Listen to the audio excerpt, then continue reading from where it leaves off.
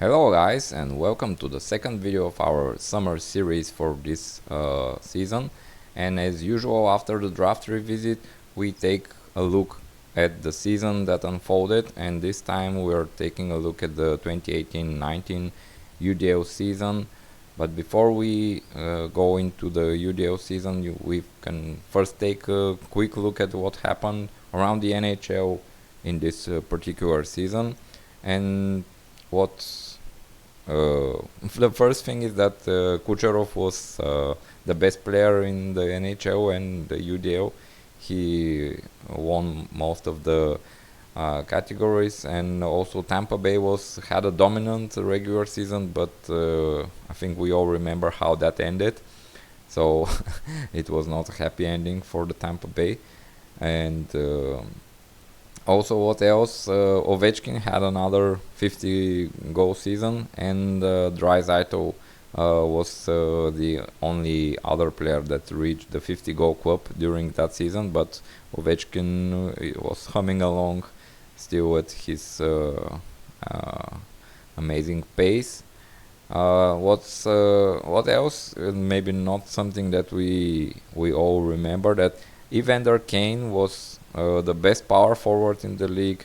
He racked up 30 goals, 250 plus shots on goal, and 150 plus in both the penalty minutes and hits category. So he was quite a performer, especially in our format.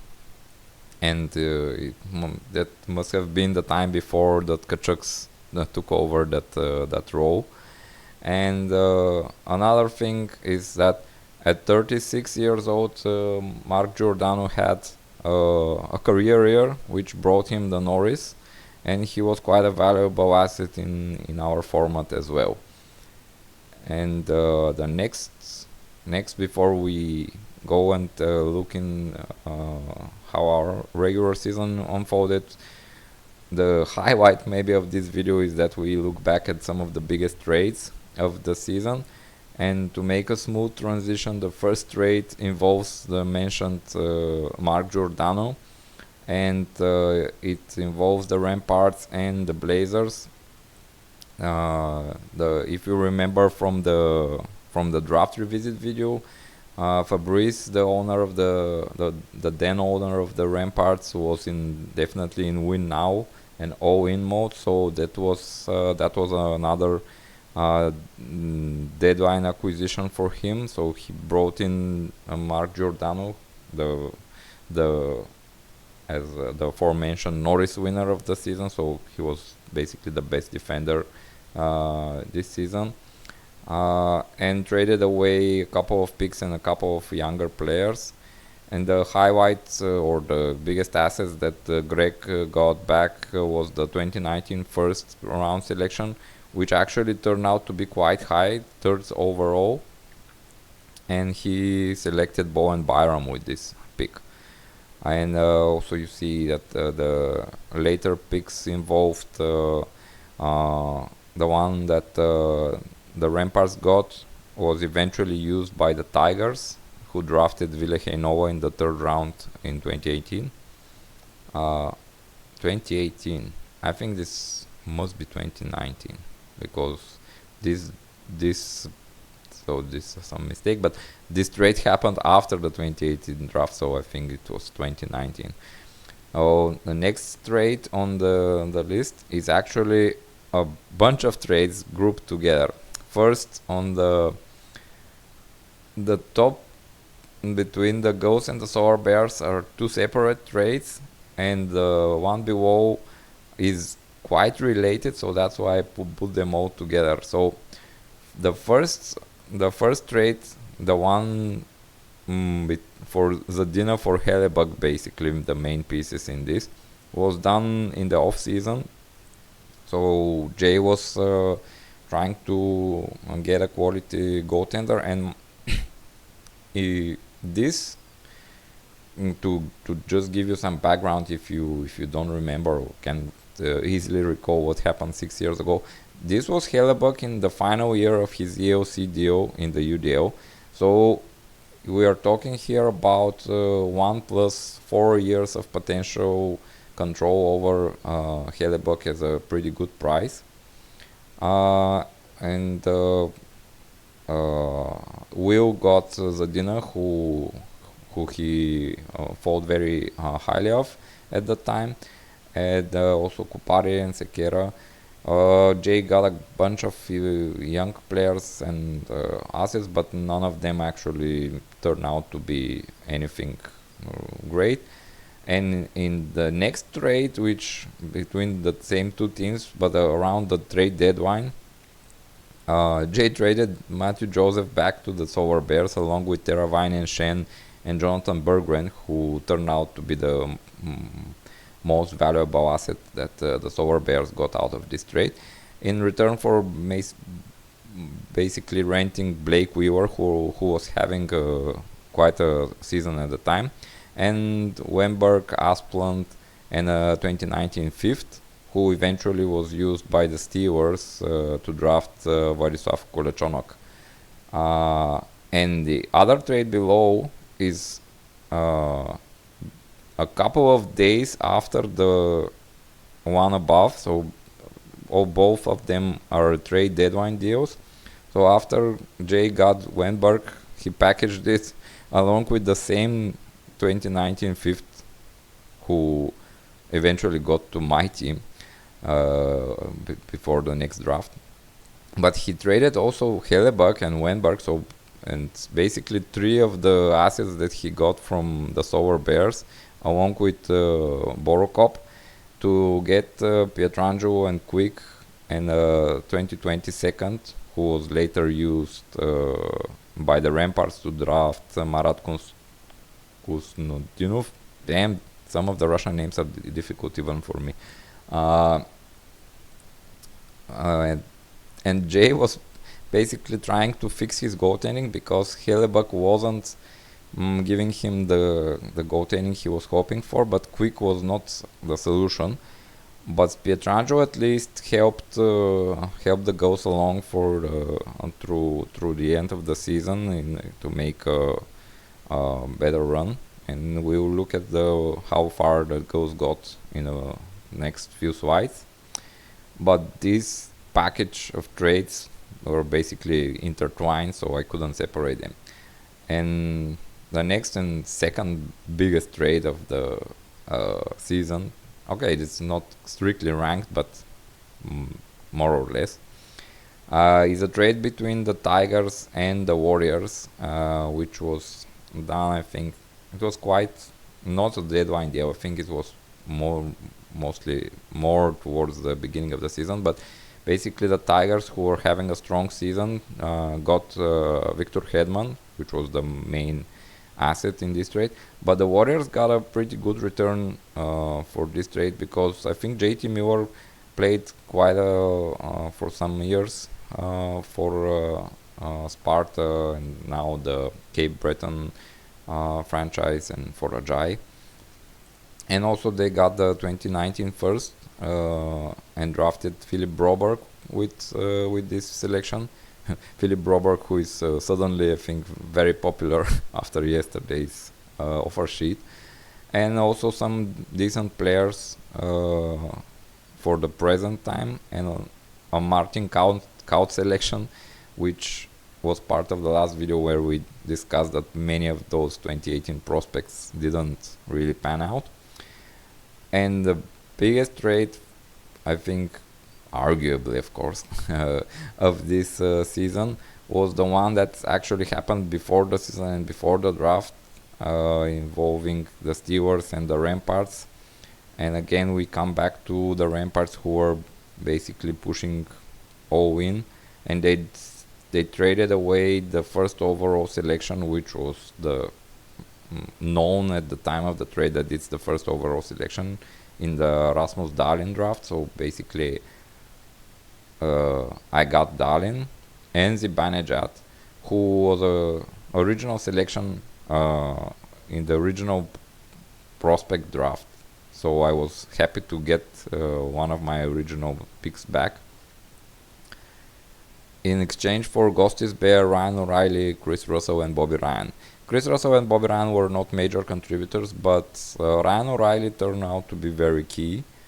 And Ghostis Bear, as we'll see a bit later when we look at the Ramparts team, he was not having the best season and was traded along the way.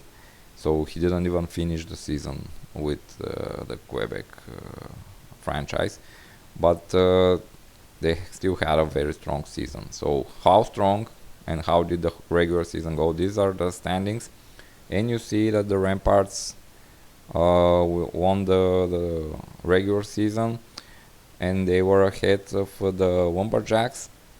And some facts from the season that the Quebec and Hearst were the first two teams from the same division to finish top of the league, and it actually has happened only once, and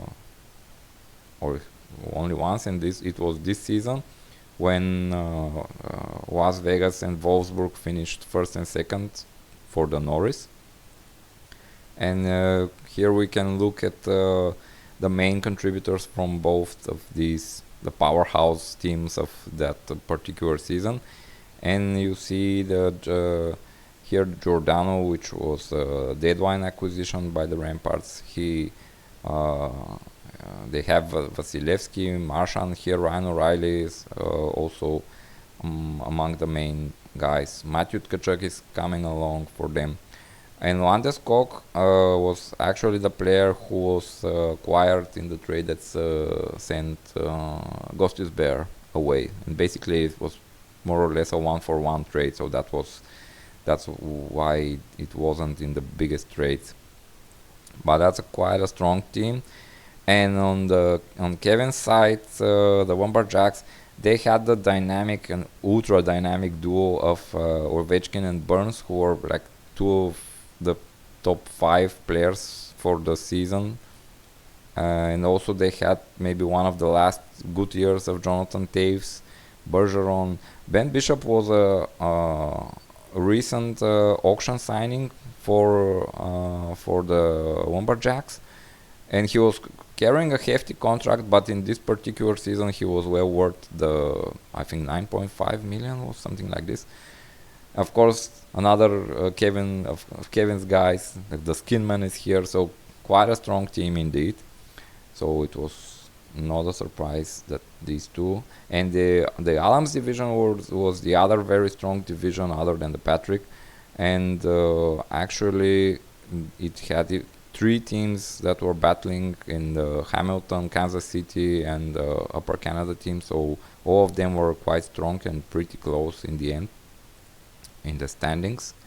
And looking at the bottom of the table, it's for the second season in a row, Sparta and Wolfsburg are bottom of the league, but this time I don't think it was quite the plan, but Linköping, so the Brad's team, has joined the Norris teams not making the playoffs in this season, so he was in a quick retool, which turned out well because he will be back atop the league quite soon after this.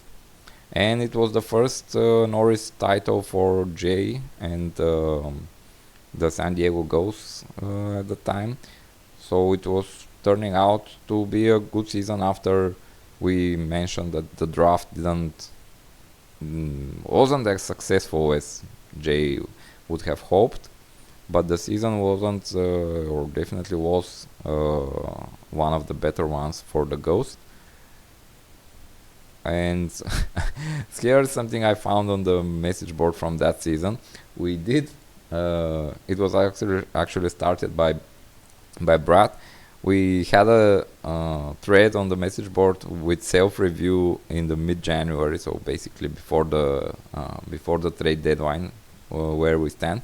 And here you can see that Kevin was his usual humble self in his opinion about his team. Jay was actually quite his outlook for his team towards the end of the season was quite reasonable, and he actually managed to achieve most of the goals he set for himself. And also Brad was quite on spot in his prediction that he will battle in the consolation bracket for most balls, but he didn't guess right his opponent, but he was definitely in the matchup for the most balls for the Jack Hughes lottery. You can pause the video if you want to read all the quotes, but we are going further, and next we look at what happened in the playoffs. And I've decided to call them, because I found this GIF, the "Do I Look Nervous" run, because we haven't mentioned a lot intentionally, not as at this point we hadn't mentioned about the Binnington run and the whole St. Louis story of this season in the NHL, but this had impact also on our playoffs in the UDL. But before we look at this, I just want to mention that's something that I already did in the previous slide, that in the consolation final, Brad played against Will for the most balls in the Jack Hughes lottery, and he edged narrowly 7.5 to 6.5. But in the championship bracket, the semifinals pitted the Ramparts, the leading team from the regular season, against the Upper Canada Patriots, who were having quite a run at this point. And the Ramparts, not the Ramparts, but the Patriots and Jeremy managed to win convincingly in the semifinal. And he was basically riding Binnington at this point, and also had other members of the St. Louis Blues in his team. So this is the relation here, that not only in the NHL there was this amazing run by Jordan Binnington and the St. Louis Blues, but it basically brought with it the UDL title as well. So not hoping that nobody's being, or these are not spoilers, so we have not forgotten that the Upper Canada Patriots was the actual champion this year. And in the other semi-final, met the division winners of the two weaker divisions of the year, and Jay managed to secure a victory over the Steelers, or my Steelers, and went to the final, which is I think the only final run that Jay has had so far. So basically this must be, or could easily be called, the most successful season in Ghost history. And for the third place, the Ramparts narrowly edged the Steelers on a tiebreaker in what was a quite exciting third place matchup between two pretty strong teams. But the Ramparts were definitely loaded this season, so I think I was quite lucky to stay close. And in the final, the Patriots managed to continue their run and bring the title home against the Ghosts. So Jay came close, but Jeremy was really on a hot run throughout the end of the season and the playoffs. Here are the main contributors for the Patriots. As you see, this is a team that's quite loaded at center and in goal. Apart from Binnington, they also had other half of St. Louis tandem in the Jay Cowan, and Tarasenko was another member of the Blues that was on the Patriots roster, not rooster. And Crosby, Barkov, it was quite a strong team. And on the other side, the Ghosts, they were a team who was very strong on defense and on the wings. Not as much, not a force in goal. So basically, they went as far as Pecorine took them. but the decor with Carlson, Letang, and Pietrangelo was really impressive. And as we mentioned, Blake Weaver was a deadline acquisition, and he was having one of his best seasons in his career. So Jay managed to compile a very strong team that made a deep playoff run and fell just short. And that's basically it. We wrap up this look at the 2018-2019 season. I hope you found it interesting and fun. And thank you for watching. And I'll see you around. Bye bye.